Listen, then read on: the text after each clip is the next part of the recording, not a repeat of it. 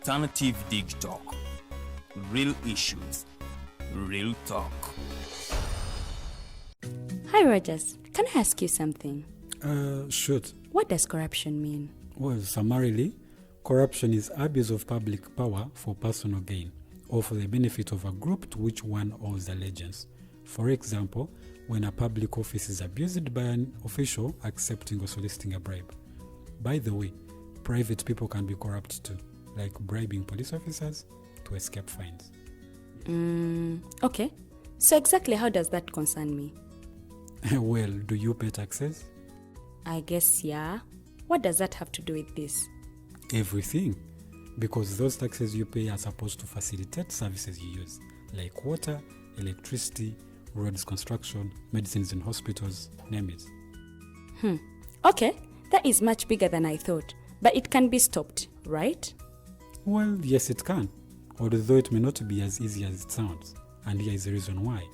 Corruption roots are grounded in our country's social, political, economic, bureaucratic traditions and policies. So, what has kept it going this long? I mean, why don't we stop it?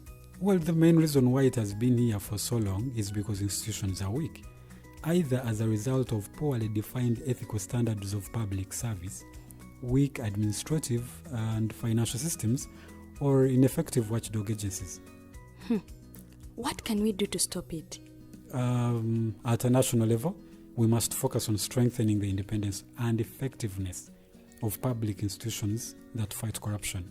At a personal level, we must commit to never giving a bribe. I promise I'll never give a bribe. Well, that's a great decision you have made. Me and you now have to spread this message to all our friends. If we all do our part, corruption will be no more. This message is brought to you by Alternative Digital.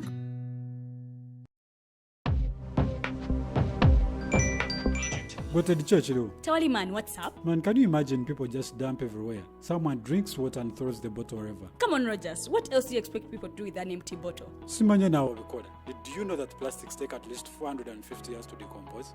What? That's a long time. Exactly. Because plastics are made out of a lightweight and flexible material that doesn't decompose easily. And plastics everywhere in the environment cause plastic pollution. What is plastic pollution now? It is the accumulation of plastic waste in the environment, like bottles, polythene bags, straws. All of these contribute to plastic pollution. I have been using them without knowing their effect. Yeah, a lot of people have. Plastics are a danger to the ecosystem, both on land and in water. So how can we overcome this problem? Is there something we can do? Oh yes, we can reduce by minimizing the use of plastics, reuse by repurposing them, or recycle by collecting and processing them into new products. Everyone wants to change the world, but no one wants to change themselves for the world. How about we change our habits for the world? And it starts with me and you. This message is brought to you by Alternative Digital.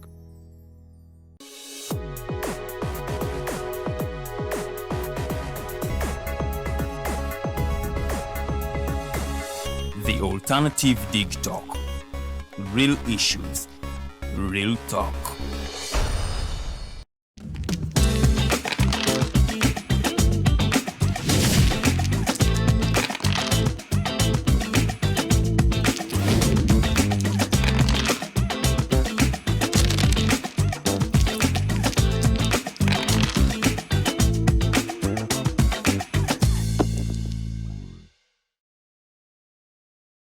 Merida, Merida we, Merida mzuri sana, Merida we, Merida mzuri sana. Tuba tuguse badde isizi babbiri ezekire Saawa ze ngamba. Atengere kova wabakuzala katambula ng'omuganda. Katuyiga Lunyankole faida vako wakyagala njogera oluganda kati wano etwatuuka tuyiga Lunyankole tomanyi Lunyankole basement Lunyankole kambale. Mazina gange ni bakweta ni banyita Teangel Teddy ni twino mujuni oja kwogera binakukubya ojayiga olusoga batojja duyiga Olunyankole sorry Olunyankole ojayiga Olunyankole batojja duyiga Iyo Lunyankole nalo yigadda. Era nze wamma jeno nsawo okutegeeza nti zatandika dda classes, you don't need to take me in the basement. Me. I am learning Lunyankole. Don't come for me. It is either Katengo or the truth. It is the truth. nnyo okusoma bakuyita temunye jeno joyina omutwala Dai musibye mutyansobira nti buli bulungi weekend ebatambulidde etya tuba tutambudde tugguse mawulire ga byabufuzi political days zibeera Saawa 2 paka 3 twogera byabufuzi omukulembeze we yakoledde yalidde yabbye sente 5 10 oba milioni 2 ezo no mbanjogera ku milioni si binusu mbunusu 2 nedda balabakulembeze baffe babbira mu bilioni tebakirira bakwagala tebakwagala fe tuleeta omu ku omwani yerwisiza mu ntebe ate nalonde bamulonda ne ku bwaki obwamawulire obwekyalo ate nga y'omwe ayagala nakane amyuka ssentebe wa seeke ate nga resigninga maama alitwala Kadaga omukibumbo omu weekend akumpeera emikisa n'obuwanguzi tukwenda ino maama waife kibumba weekend amuwe obulamu obutagwawo tuba tutambudde omanya ne twatula abantu abagala obulamu butagwawo kituufu because what is this okugwawo na Uganda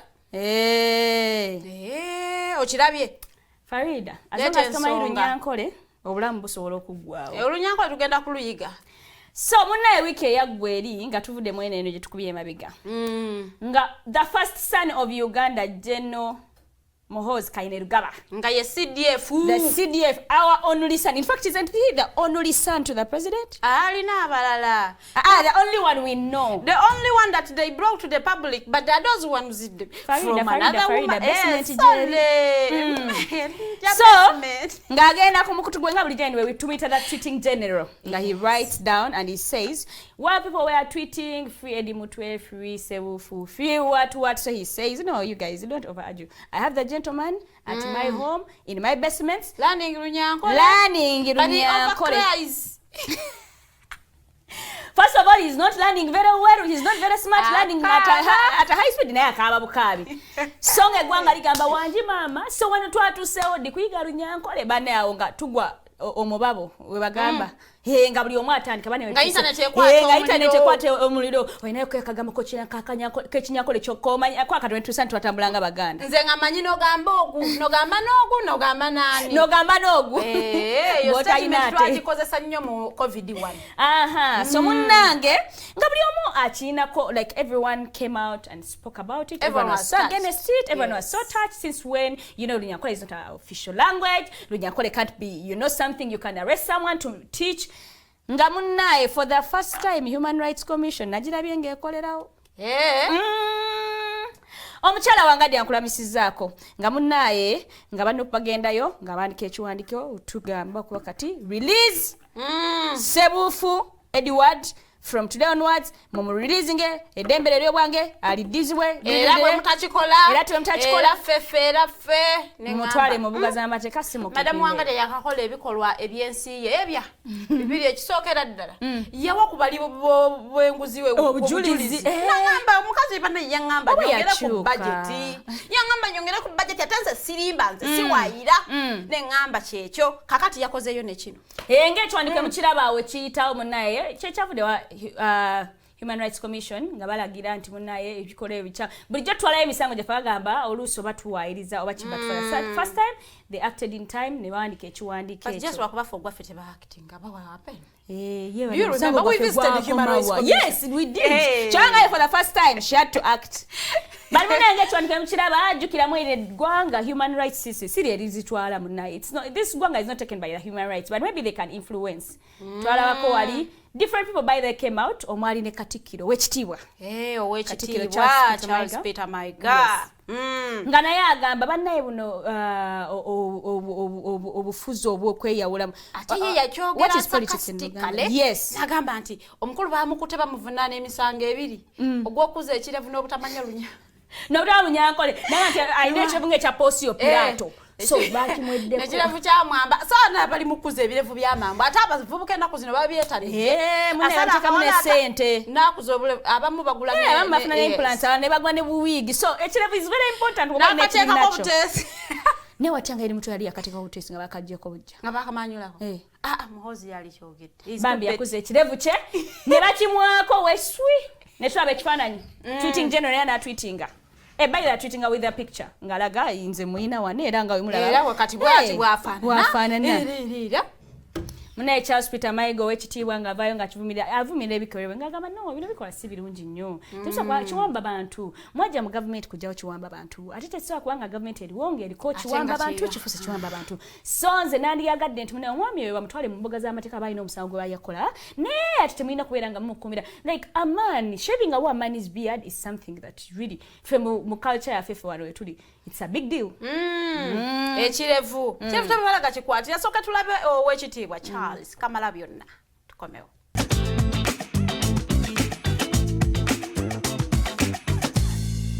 kakati General Muhoozi Kaine Rugaba yakutte Edward Sebuufu gwe bayita Edi Mutwe ndowooza amulanga kukuza birevu na butamanya lunyankole ekirevu bakimweddeko omusajja omukulu omumwaka oti ekirevu mu mateeka poliisi erina obuyinza okukwata n'okusiba abamenyi b'amateeka awo nno nsaba General Muhoozi Kaine Rugaba akwase poliisi Edi Mutwe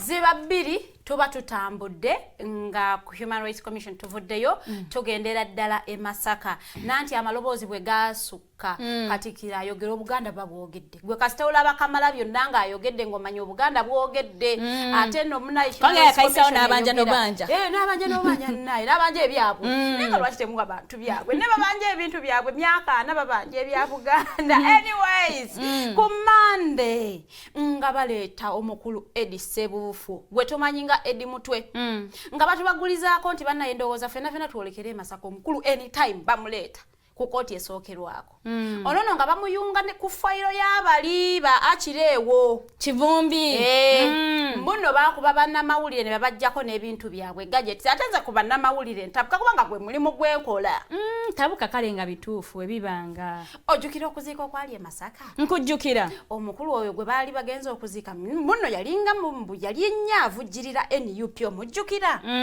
kakati kukuziika okwo omukulu Abedi Baanika yagwanisiganyamu ebigambo n'abakulu mu NUP ebintu ebyo bijjukira mbijjukira bulungi nnyo just noonya omuto gwa Edi Mutwawo ojjukira akavuyo akaali ako kensingo wedda the whole time kwendowooza ku there was even a presser after the day after yes that. A journalist yes bavaayo nga bagamba naye ffe twagala abantu ba NUP batwetondere otherwise if you do not apologize tugenda mu mateeka that means you guys didn't apologize yes why and by the way regardless whether it was Sebuufu was part of it or not as long as there were new people you ought to give people an apology if you did something because abanamawulire mbajjukira nga beekalakasa nga bagamba okufana tugenda kuddamu covering events zamwe paka nga vuddeyo ne mutwetondera and you as the leader of the NUP I don't know what you did whether you told your fellas to apologize or they whether let you it did pass anything. because in Uganda now everyone is a journalist people have cameras they can come ne ba broadcasting omukolo gwa ba pressayo and you wouldn't care oba omunamawulire wa station kitazze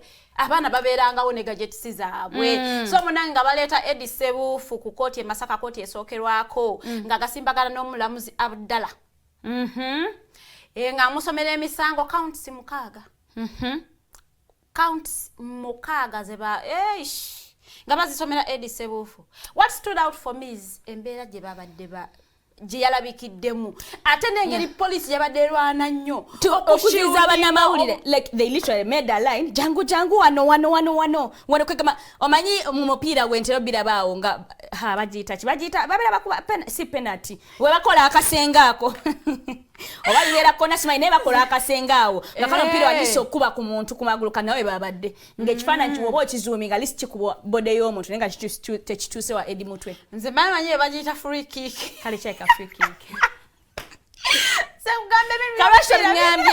ebyomupiira bino mbimanyi so munnange naye mu basirikale ababadde nalabye omukazi ngaali she's very active tayagalira dda abanamawulire bakwate ekifaananyi and I'm like okay as a mother you see before your profession you are a mom now as a mother you are shielding omuntu gwe babonereza oba gwe batokyalinze olwokuba oli in a position and you might be answerable lwaki walese gwe nakubye ne bamukwata but is that your job is that your job as a police officer to shield the tortured, such that the cameras don't capture them.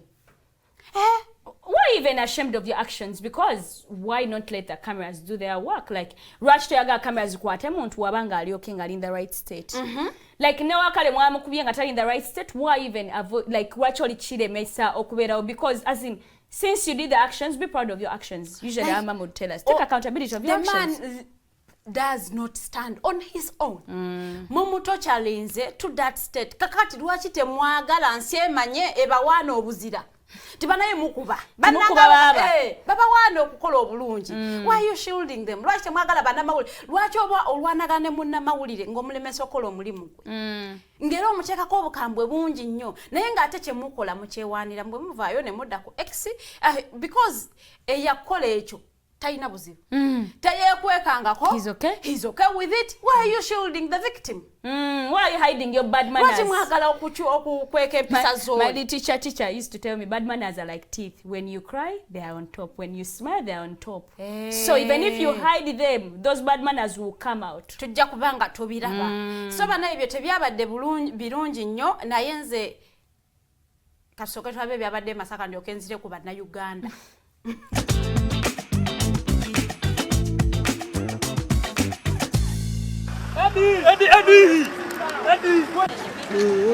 Adumira abasirikale abapoliisi mwami Asiimwe atuganye fenga bannamateeka okuyingira mu kooti ng'atugamba akyalina okufuna clearance oba olukusa okuva eri basiniyazi be oba bakama be.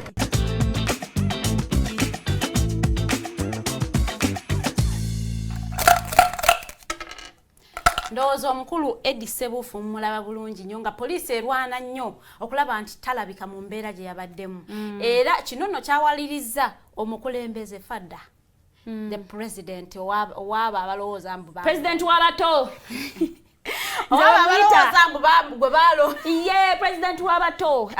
Lenga ye president w'ekibiina kya NUP. Munnange we yalabye embeera bw'ekyo naye n'abisaamu engatto. Naye samudde ne paka Masaka prison because omukulu ono yali mandingiddwa mu mbeera gye yabaddemu. He was remanded. Ayino nga bannamateeka barasayo ne bagamba nge sinzira embeera ya client waffe twali tusaba leka katumutwala list afune obujjanjabi. Kansona omulamuzi n'agamba kyemmanyi prison eri well equipped, he can still get treatment from the prisons. Njagala okubajjukiza nga njagala okugamba George Musisi tojjukira Besigye gwe twamulabanga nga n'atera okufeera bamumabbe. Niba musigaza ngamba weerabidde system eno. Weerabidde system muntu gwe George Musisi kanso. So munnange president w'ekibiina kya NUP n'akeera n'agenda e Masaka prison okubanga ate akeberako ku Eddie Ssebuufu. Ono n'abamuwerekedde kwabaddeko omukyala. Omukyala wa Eddie Ssebuufu. Amanye bagamba omukyala w'omusibe. Kale twanganya ogeresa. Omwoyo otukuva kusaasira kutukuza. Togeresa wangano geresa by the father smile lwaki ogeresa. So omukulu ono we yatuuse ku prison e Masaka baganyeyo banamawulire era nga bwe kiri n'ayingira n'alaba ku musibe bwe yavuddeeyo n'atutegeeza embeera omusibe gy'alimu n'agamba nti alimu bulumi bungi nnyo yatulugunyizibwa yakubibwa amasannyalaze mu bitundu ebitanyuma kwogera ku mpewo. Empingumbu bazirinnya ne ziyingira paka kate zituuke ku ggumba. Yeah, it's bad. Yeah, very bad. By the way, tuvumirira ebikolwa bya tocha. Tuvumirira ebikolwa by'okutyoboola eddembe ly'obuntu. Wano we nalabidde balooya be nga bagamba nti eteeka ssemateeka akirambika bulungi nnyo nti singa eddembe ly'omusibe liba lityobooleddwa akkirizibwa okuweebwa beyiro agenda ajjanjabibwe era mbu tekiriiko na kugamba nti ABC teri kuwakanya ne ŋŋamba Not in Uganda. Not here. Nengamba kituufu samateeka nono samateeka alambika ebintu bingi nnyo ebitakolebwa. So many things by the nga tebinakolebwa. Kati sasa naye simanyi nakumanya. Otudde katono kooti y'amagi. Mr. How are you? How because bebe yonja kubategeeza these are mandates bezembya jjukiza bano bakulembeze batugamba I am here to enforce the rule of law. How are you, Lord Mayor? How far with the enforcement of the rule of law in Uganda here? He is apparently. Atulayo Masaka ku prison tukomewo.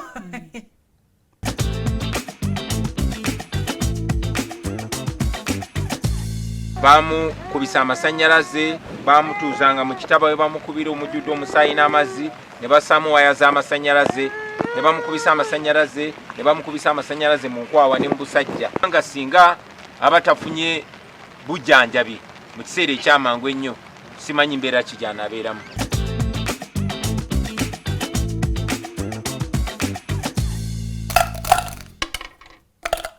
Tokolikeeyo ku prison naye fadda lwaki abadde okwata omwana. He's a father. Isn't he? He's a father. Nenga mukulikeeyo bannaye abagenza okustandinga in solidarity with Eddie Mutwe. N'aba abadde bakola activities ku social media. You guys, you mobilize people on social media to kwekalakasa namwe mwebale. That is what you can do in the struggle.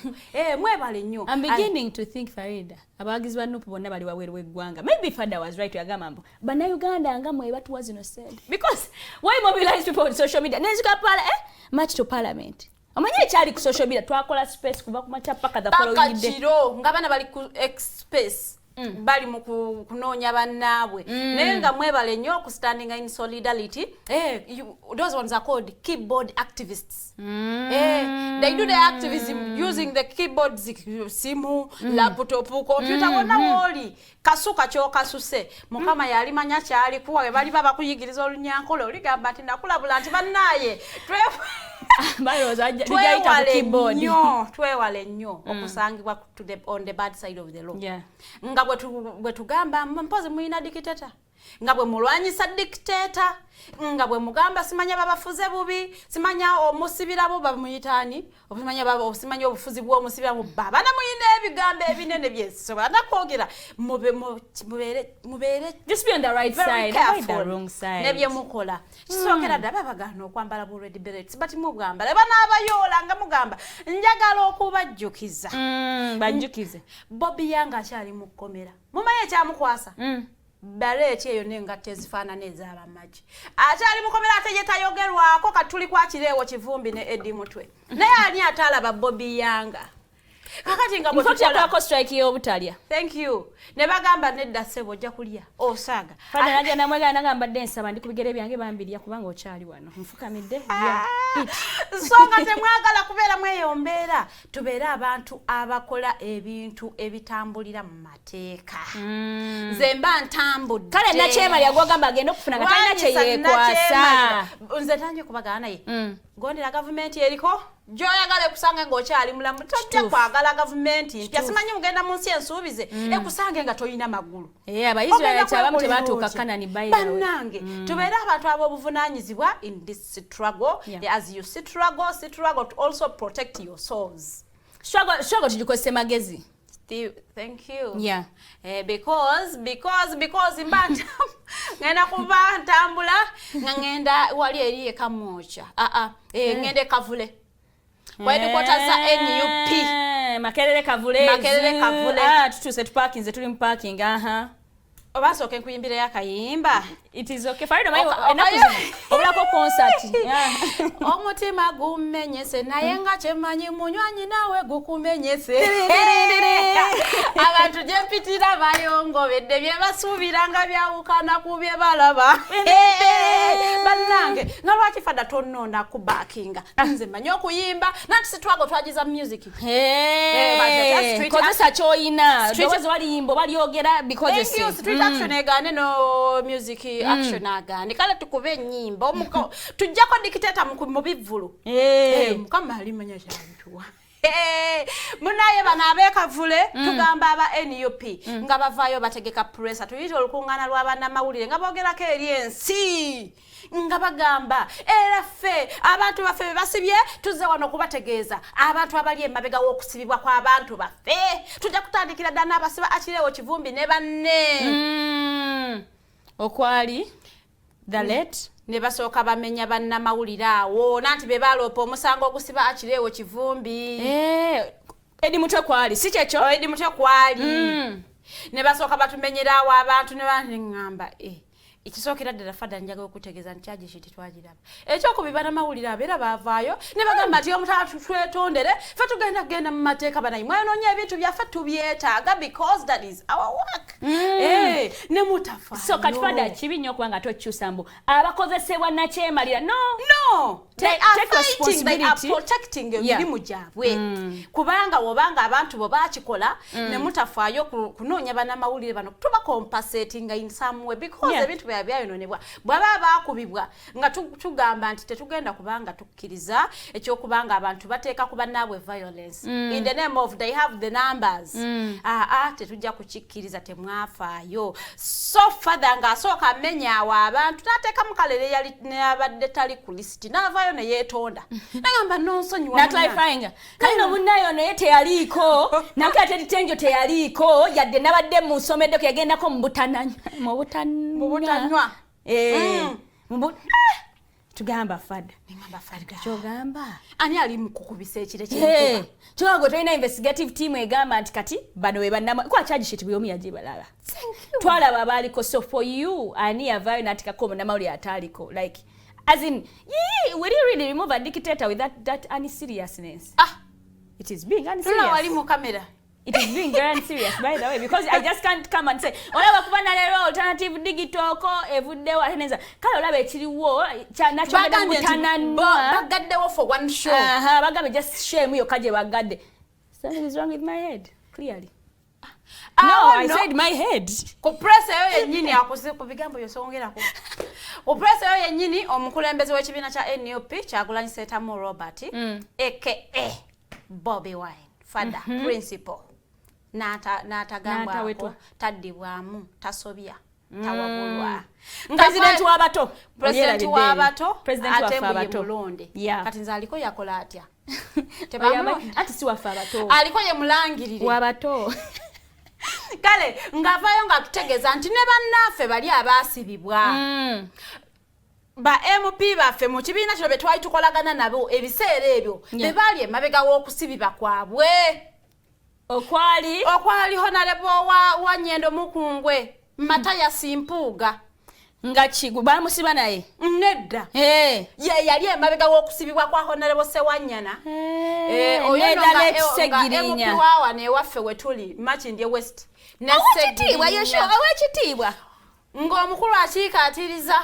ng'akisimbako essira n'amannyo ng'agamba nti kituufu omukulu oyo yali emabega w'okusibibwa n'agamba wama Sewanyana nimbye Sewanyana jangu wano wama tekyali ani yali emabega w'okusibibwa kamma nga omukulembeze waffe wagambye ffe twamugambanga nti naye pulezidenti nga tetuli babaka b'ekyo ekitundu ate nga tumanyi yatusibisa bali omu kuffe kuba si ffe babaka b'ekyo ekitundu lwaki basibamu ffe ab'e Kampala ne baleka omubaka w'e Masaka era nze nakugambiranga nti Yonna ali responsible tukwata naye naye kadi wano weetutuusiza awo ngomanya tuli ku kadi politics nga susse nga bavaayo nga beesiba kwani owekitiibwa Mathias Mpuuga nga bagamba mbu ye yali emabega w'okusibisa kw'abakulu abo njagala okubategeeza omusango gw'abasibisa bijambiya e Masaka fena tubijjukira but also I want to tell you nti President Museveni is not someone gwe basobola okuwa fake intelligence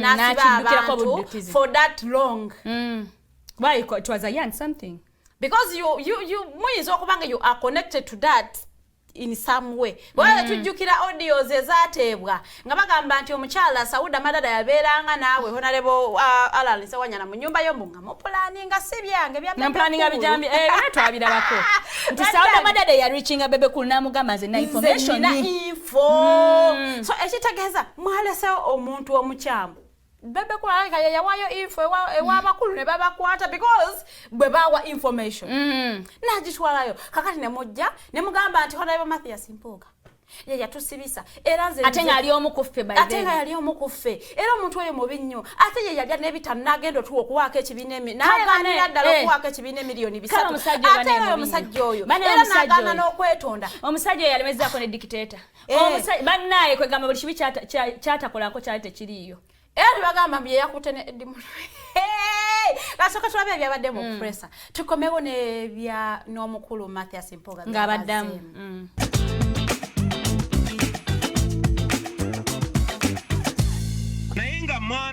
Girinya Muhammad bwe buliwe nagenda nga mukomera ngaga Mr. President tukuwa ekitiibwa tetwagala kutobera abakulembeze botuwadde naye omumyuka we yatusiba byenjogera Honorable Sewanyana bya bulimbo babituufu Beera straight mwangamba ni abasiba waliwo ekitatambula bulungi kirabika abakulembeze naddala abaka bava Masaka babimanyi ku bintu bino okutusinga baani wali ababaka abalala bangi naye ng'okusinga yali atukulembera mu Parliament ebiseera ebyo yali Honorable Mathias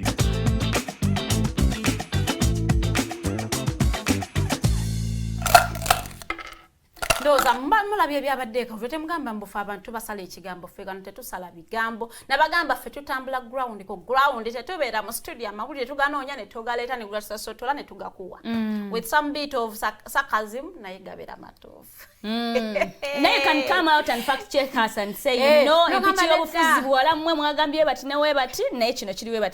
we appreciate, we shall take it. Ngoli ya jamu inbox yange nangamba mwagambye Kadaga yaludde ku ntebe ya mbuno yaluddeko nnyo ningamba no si yaludde kubaluddeko yomu ye mukyala kyasinze okubeera mu ntebe ya affirmative action kyovola bangamba va mu affirmative genda ku direct seat nze mba nkoze bubi oba okoze bulungi butagambika thank you kati no tudde ku mpuuga ngawulira ngagamba sooka olinde wacha wewe what are you talking no eno yongera wapi I am a linguist. Did you know?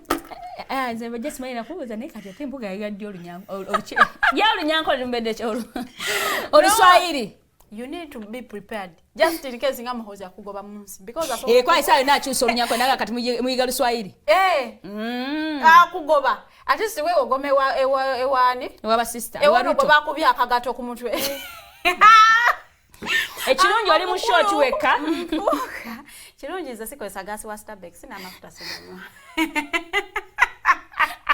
abakuvugako bebaganywa ababoda bebaganywa sigwe tebajja kunkuba mpewo omukulu mpuuga ng'amala okuwulira ebigambo ebyo okuva ekavule nga bimukwatako nnyo nga naye akeera ng'ayita ki pressa ng'ayogerako eri ensi okubannukula ng'agamba ekisookera ddala bannaayi mukulu munnange Honorable Alan Sewanyana nkutegeera I can understand you oyina obusaasizi bwange yakozesa ebigambo ebisaasira you have my pity oyina okusaasira kwange nze simanyi kyakubagamba banaye ate ayogera ali very calm naye ensonga the point reaches home the point reaches home naye nange nagambye you are talking my mind Alan Sewanyana has my kusaasira really because ekisookera njya okujjukiza njya omujjukiza omukulembeze wa Makindye West toyina kyo tukoledde in these 5 years ekyokubiri weekwasa mbu baakusiba naye wawona n'ebbanga ly'obaddeyo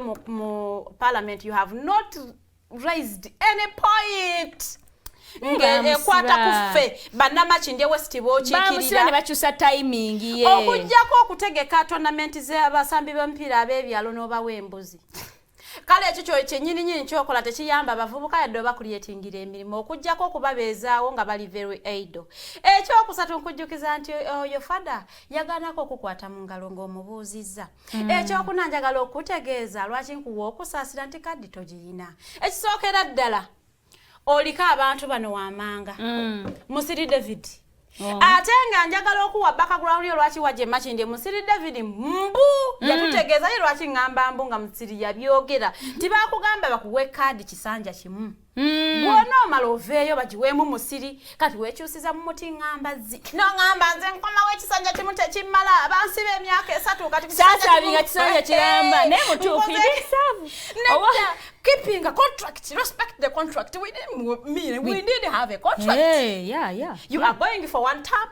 Kandi bagikwasenze kakati ate okomyewo nze nga inkambe ya simping around I used to think men you're supposed to only simp for women but even simp for fellow men kakati eyokubiri oliko omukulu omulala Ntege Farouk ekyokusatu oliko omukyala Zahara Ruyurika Ono yabadde speaker akyali speaker wa KCC. Abamanyi Zahara tumumanyi. Ekizokera byakoze tubimanyi nebyatakoze tubimanyi. Nja okujjukiza nti politics wa na ali monetize that Zahara has the money. Okitegedde atera tumanyi nti kadi bagitunda. Kunupu. Bagitunda. Atera tukimanyi nti fada tasonyiwa. ate nga tukimanyi omuntu omuli wankwe ani oyo Farida okiti wayongeddeko n'agamba ye Bobi Wine talina kusaasizikwe kusaasirwa kwe yagambye ebbanga lyonna ly'omaze ng'olwana mpuuga ofunye weeyongeddeko ki n'agamba kinene nnyo oyinza okubanga weeyongeddeko emyaka But it's tewali. Na yebera tewali. 1 2 3 you're abusing me. 1 2 3 you're attacking me. You're tarnishing me everywhere. Like why would it be in Mpuga Blualaga Mpuga? By the way, I've never heard Mpuga say anything about Bobi Wine. Nagamba kakati sawa eno banna Uganda bamanyi ani gwolwanyisa. Who is your real enemy? Is it the dictators you say or Matthias? Mpuga. Matthias. Now we can authoritatively say that your enemy is Matthias Mpuga. Because you rarely talk about the dictator. You have never done anything to fight the dictator. But you have done it all to fight Mpuga. What is that? Anyway, we are not siding with Mpuga. We're just stating facts. You may say Mpuga yatuguze natu. No, those are the words he said. We are stating facts. Eranga tuddamu ebigambo bi. Verbatim nga bwe yabyogedde. Mukulu tusooke tumulabe.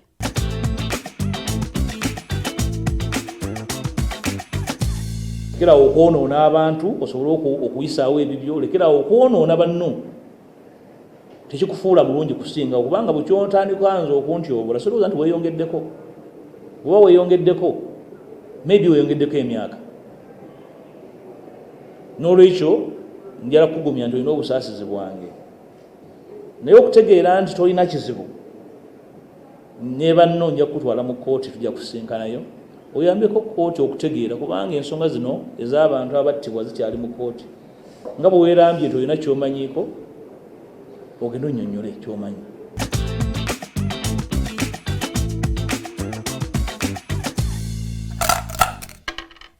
Nze bwe mbagamba nti bakuyite ow'ebitiibwa. I mean, it is not by chance mbu you won the title. It is that you carry yourself. Kabaka takola nsobi ekisookerwako. Njagala mu buwombofu bw'ekitalo okubuuza ku kabaka. Oli otya kabaka waffe Ronald Muwenda Mutebe w'okubiri mwebala emirimu gy'okubanga mulambikira Obuganda ne maama n'Abagereka naye tumulamusaako era nga tumuweebaza emirimu gy'atukolera era nga tugamba ayongere agende mu maaso n'okubanga ategekera Obuganda. Nze naawo mba ngenze kuba ekitiibwa omanyi kabaka yagaba ebitiibwa it is not by chance mbu omuntu bamuyita ow'ekitiibwa. Abaami ba kabaka abo munnange kabaka teyakolanga nsobi era ng'agenda okulonda nti oli mwami we ng'olimu enkizo. Nga tebamala gaveeri agamba mbu oli mwami wa kabaka ng'oli bwotyo kakati bagambe mbu ofuna opondo mwami wa kabaka agenda mu supermarket n'atwala ebitali bibye. Anyway, I am just saying nti kale omwami mukabaka akulonda nti oli mwami wabeerawo ensonga obeera muntu ng'ekitiibwa kyekyo. So ndowooza ebigambo bya Honorable Matthias Mpuga mubiwulidde bulungi. Yabagambye let's meet in court. In court. Agenda kubawaabira era yagambye he has given instructions to his lawyers kubanga baba issuing la intention to serve you. Yeah. Basobola okulanga ate tubalabako nga muwaayo obujulizi kubanga mwayogedde nga mukakasa nti obujulizi mubuyina obulaga nti Honorable yali emabega okukwatibwa kwammwe so ka tulabe mu court for musango tujja kuba tugustreaminga wanofabalesi tuba tubuzeewo tujja kuba tugugoberera tulabe Honorable Alan Sewanyana were you forced threatened or you wanted a card? Yeah. Or it is true like what you were said, your head is just not okay and you need help. Wetaaga obuyambi. By the way, if you need help, speak up. Speak. Sometimes you need help and you don't know that you need help. You decided to come out because chances are very high. Because the chance with the Misango judge, you know, you either defamed him, defamation, or you have proof. So if you don't please don't shout. Let's go to court and provide evidence. Ogameze ino obujulizi Honorable obukuluma nti wali emabega w'okubanga ababaka bano bakwatibwa. Era mbate muyina bujulizi bannaye. Mwetonde byonna bye banaaba basabye olw'okwonoona erinnya lye for that long kubanga kibadde kisusse wamma Honorable oli mutuufu. It was going a story. every now and then Matthias. Nene hona bonaye waba wakikola owekitiwa waba akikola obanga wakikola ngobujulizi bebuli Honorable Mao twamanyira kumuyita chairman Mao nenda kuzino minister wa justice ngagamba abaganda zesimanyi kye nabakola buli kimubiri Mao nze songa ze mwogera kettano nafuka ya mukaga. We just love you. Onaibwa minister tabuse nenga njagala okubategeeza nga tuva ku nsonga eno nti banaye twewale ebigambo ebyokubanga twonona erinnya ebyakalebule bigambo byakalebule nga tetubimanyiko oba because olina kye weetaaga ate kati kaadi zigenda bakozesa ensobi twalaba anono gwe baawa MP wa Buganda alemereddwa ogata Buganda ali ate nga yatwala Buganda region yo yawudde ababaka mu ajawula bwawuzi nengamba mubaka alinganga wa opposition mfecho gata opposition ajawula bwawuzi MPs, what is the problem with unity? Yeah, unity, why is the word? Is the word to separate from you guys? What is not happening? Waliwo ekibulawo nenga tuleme okubanga ate tuogera ebigambo to blackmail twewale nnyo politics wa blackmail and defamation si mulungi nnyo kubanga bana abatwala mu court nga mutandika okugamba akolera nakyemalira manya kyemalira mukozesa. No, you started it mukibeeremu paka ekinagwa tuba tutambudde tugenze wali one Uganda one people one Uganda. Hello. Bozi yesigiricha yawe. Omanyi weerabira mangu. Wano babaawo. Katwali hello Uganda. Ne katwako gakuziza. Ne rashikakuziza Farida. No, it's just don't you say it looks unserious. Hello PFF. Ne tebanabawa. Epate tebanagitongola. Okimanyi ekyo. And tugenda kudisuzibwa tukenda tetwina isi ya finalizing okubanga ate verifying signatures ezifula PFF political parties anytime tuzinamu tukubira wali kadodi annaye PFF. I'm just wondering who is going to be the president that is coming from that party. Acting president. Acting. Twagala agero we are nominated okuyita mogenda avuganye ne omukulu Yoweri Kaguta Museveni. Acting taso si candidate asobola okuvuganya ne. Tewana tugamba nti kale just in case. Omale singa katuga no nkujeo naye omanyi otya nnyo kakuje waawo bwotunulira PFF. Olabanze ani asana okubeera president nga gakusinza bwenda abatuwo bandi badde balondo ninogwa yani the one and only Dr. Kiza Besije. Hey, if it is not doctor, because of my doctor naingia nataka chifunguha tunataka kasimu kacholaba in the acting president of PFF every time I think about him but I like that gentleman. I have no problem with him. I like him, I respect him. He's doing a tremendous job in Uganda. Like, he's the greatest lawyer. He's every time I think about him kati mbalamu kati president oyo bamutwale yesimbewo ne ku Saabarwanyi takabe wano wetulaga wazibu olaboli yakaba nasite ebigere nenga tunazijja naye muto wano wetulaga wazibu nnyo bino sima kurayida biwatu watisigale wamwe nasite ebigere nga tunazisula eri naera ya nominations yaisemu nga naye abambaga mambo kabadi twinza okulaba omukulu oweri mu bano babwesi abebali mafabi but anyway I believe in you. Council. Who do you believe in? Who exactly? I believe in you. No, don't miss it. I believe in the president, acting president of the PFF, and obviously if the team has entrusted him to come out as the leading president, that again of question back ku Yoweri Kaguta Museveni, the president of Uganda, I believe in you, you can do it. Even if it's not you and it is the one I have said I believe in, it is still the same. One way tulaga either mujjako nakyemalira gwe muyita nze jendi si nakyemalira anyway. I'm just a journalist who serves their country peacefully and happily, and he's the president of Uganda. Yes, for the past 40 years now. If you are to rate your president out of 10, Omwameka. The current president? Yes. Rate 1 up to 10? Yeah. I will tell you after the show. Why do you have to discuss, private matters here? Those are private matters. I mean, why these are private matters, me and you. Twagala okulisaayo abaana ababadde mu kooti kuva lwe babakwata luli eri nga babakwatire Kenya nga bateeseeko ebisango simanyi babadde bagenda kubatendeka mu buyeekera simanyi majja kumwagala kujjako gavumenti munange kyaddaaki nga high court ebeejeereza ng'omusango cwi ng'egugoba nga bagogwaffe wano nga bagugoba nga tudda ku PFF wali e Katonga nga tudda mu mbuutu nga tusanyuka but that was it was worth it celebrating. Like they used to say every time they brought them to court, we shall overcome. We shall never surrender. Never. They didn't surrender. What are we not surrendering on? Because they were accusing them. They How knew. about us? What are we not surrendering on? No, we are just mimicking them.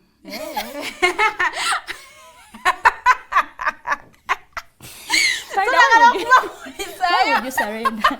I can never surrender from being a Munamawulire. I am going to be a Munamawulire all my life until... No, twagala okuba kulisaayo abakulu abo 36 bakwatibwa e Kenya bali bagenze mu leadership training munnange ne babakwatira e Kenya ne babaleeta wano ne babateekako emisango egy'okuba nti baali babatutte okutendekebwa naye ate baba mwabakwata bwe mutyo nga government ekakasa nti erina obujulizi ate high court nevayo negoba omusango but I was fooling hope lwaki temutakati dokita kubanga muyinza okubeera nemugambakamulege ne Dr. Kiza Besigye omusango tugugobye teguyina bujulizi. In Uganda, they should learn to compensate us for our time they wasted. Thank you. They wasted my 5 days. Those 5 days were one of the hardest days. I had so many parties, so many celebrations, and you people took away my 5 days. I think we should go after you check musango afune mugugoba tuteekamu okusaba ewa honorable minister wa justice. They should begin to compensate us. Tubeere kuba advisors be abamuwa ebintu ebyoku amendments ezokuteekangamu okututemba wali mu parliament kituufu wano tuleta proposal proposal yappe wano era kwa bulungi naye tujiwa minister wa justice naye kati naye tezijja mwesiga nyo kuba yatugamba mukale enongosereza zange zinalindese bazikizaako ne baziwa bali omunsi lwaki bazikujjako Katujakuwa ebintu byaffe babikujjako naawe naye temuli serious bantu mmwe nga tumaliriza twakumaliriza n'ensonga ya NRM primary kijja kuba tubakoze bubi nnyo nga tetujogeddeeko ne oba omanyi bagamba buli wabeerawo season. There's a season in life. We always move in seasons. I think we are moving in seasons of confusion, seasons of chaos, because while I was thinking that opposition is too chaotic, too confused, a lot is taking place, I am seeing the same demon taking over in NRM. You remember how you were saying, President Museveni agamba by 2026 ajja kwata China opposition. Ne ndabo omuzimu gwali gu confusing opposition ngalabira ddala in opposition eri too confused. Jatuka China. Yayingidde party ye. Akaluto wakalaba ka primaries. Ate obutawo babubye bubuze ate katusimba mabega w'abantu ku mugongo. Ate kati ojawuliza omusajja asimbye bwati layini. Yagaza okutulako emabega nga munnayina layini mpaavu katayinade n'akivaamu kati yeebuuza mukazi wange yabadde tannatuuka n'azirika naye nga njaga kubategeeza away from that man obuvuyo bwabadde bungi nnyo mu NRM primaries kakati awo omuntu bwe yeebuuliza olaba ekibiina ekigenda okondakiti nga general election kibeera n'obuvuyo bwe butyo kati olwo general election enabeera etya enabeera okulonda kwaboona kugenda kubeera kutya negwe wane waffe wano mu Kisenyi omu kube abadde beesimbyewo yagenze n'atula bwati kulayinye n'atula ku yamunne n'atandika okugenda okusikayo eri abantu ng'ayagala kulona ne bakusaza naiseke nabutiti eyo kansala waabwe kulona ne bakusazaamu kansala bambi yabateddewo ekijjulo wabayisaamu bukyayi wabayisaamu ekyokulya naye nga bamulaga tebajja babegawe n'afunawo abakyumba be ne bagenda ne bamuleeta twageza olaba kansala afunye abantu waliwo abagabo ssente bannange what is not happening kakati ebusiya babadde basala okuva e Kenya nga bajja wano eno basimba emingo bakusazizaamu ate wali eri ewaffe ebusoga eruuka omuntu omu yafudde mu buvuyo bwabaddeyo abamu bagenze n'ebisage by'amaanyi bannange baranye bakubirizawo ate no tuba tutambula okuva e Kampala ffe twolekera tugenda ebusiere lwaki sigenda ekamuli lwaki sigenda ekamuli asooka namuse ku kyabazinga omuwaikendi baba waife ebigambo tubikoze mu butuufu bwa anti najigala wami omu producer yabeera nga agamba baba omuwaikendi kyabazinga ise bantu ni mama waife ine bantu Jovia Mutesi tubala mu Isaaku era twenda okubendeza eisanu mwongera okubukala kuna mlondo anodi ino producer ange nkula mu Isaaku nze mba ntambudde nga ngenze Kamuli wano district Kamuli district wa woman MP wa Kamuli district honorable Alitwala Rebecca Kadaga nenze no we nasomera ngeri mama waife kati kubona ani mama kati kuwenna ali mama mu byobufuzi oli mama munono munono okay mama waife oyo yesimbyewo kubwa omuna mawulire ku kyalo yabukulira bamulonda era nalijjo kuba nga atambuza amawulire ga NRM ku kyalo anti batuka okukaba wammwe nomanya tuba twolekedde naye mama Kadaga lwakitowummula nze nakakugamba emyaka 36 oli ku affirmative seat ate ogenza osabye ekigawo ekirina akane ekifo ky'obwana mawulire osooka otutambulize NRM yakozebwa ekyo genda tambula ddo tuddo ng'okuba enjiri ya NRM olwo yatutegeezezza ng'ekimuleese ayagadde atandikire eno wansi afune touch n'abantu alyoka ayambuka jjukira yeegwanyiza ekifo eky'obumyuka bwa ssentebe w'ekibiina kya NRM akati nagamba ayagadde asooka atachinge base with the people kakati alyoka ayambuke through the ranks mama paka eri ku mama waife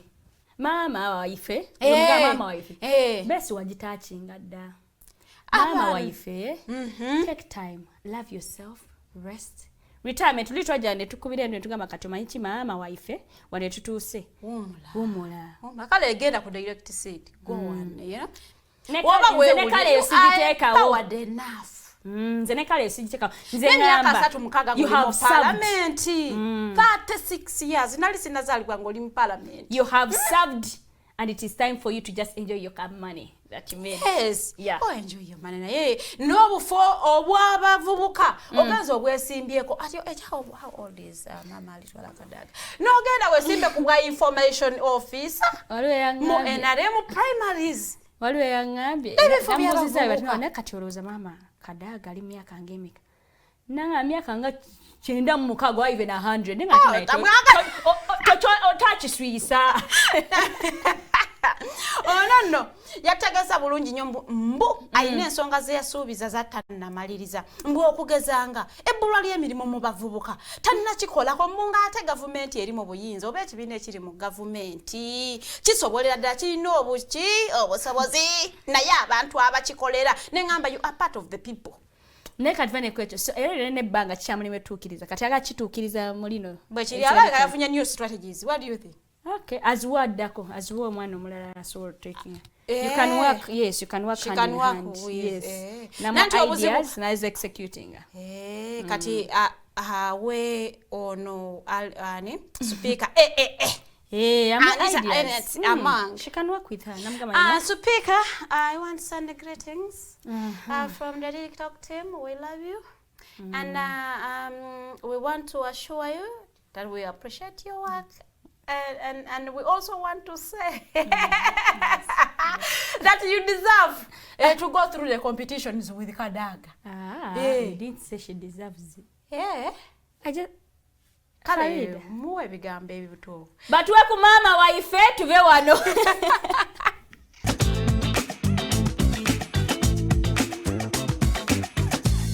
To respect the party at all levels. So I felt it was important to start at the village, to relate to the people in the village, to work with them, and even if we are to move to other positions, but we have respected the structure that we must start from the beginning before we go to the top. is to solve the issue of unemployment, especially for the young people. Because the education was liberalized, there are so many graduates at different levels, at the secondary level, HSC level. So we have responsibility to create opportunities to establish the necessary infrastructure to create employment. So we need more industries, and we need a more equitable distribution of those industries throughout the country.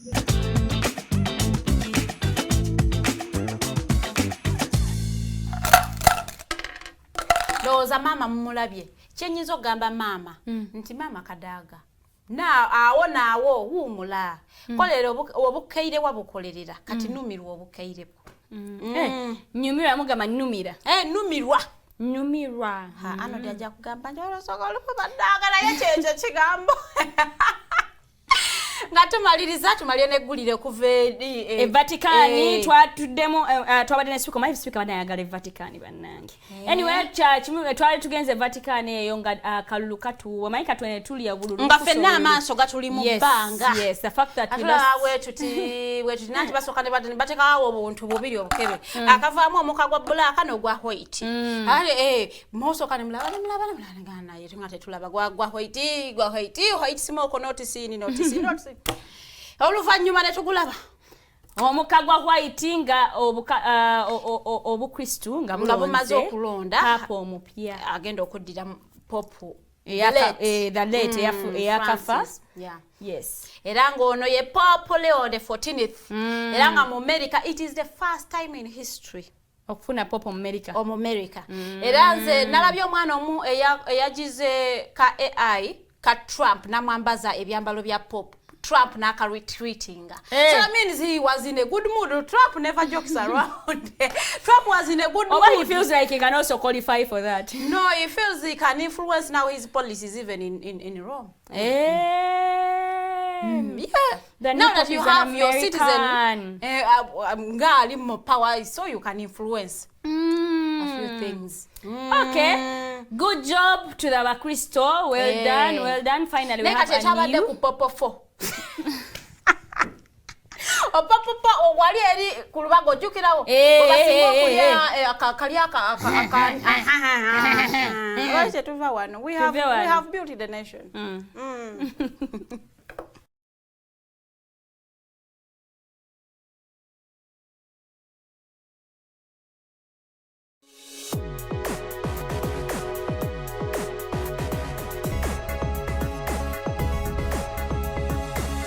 The Alternative Dig Talk.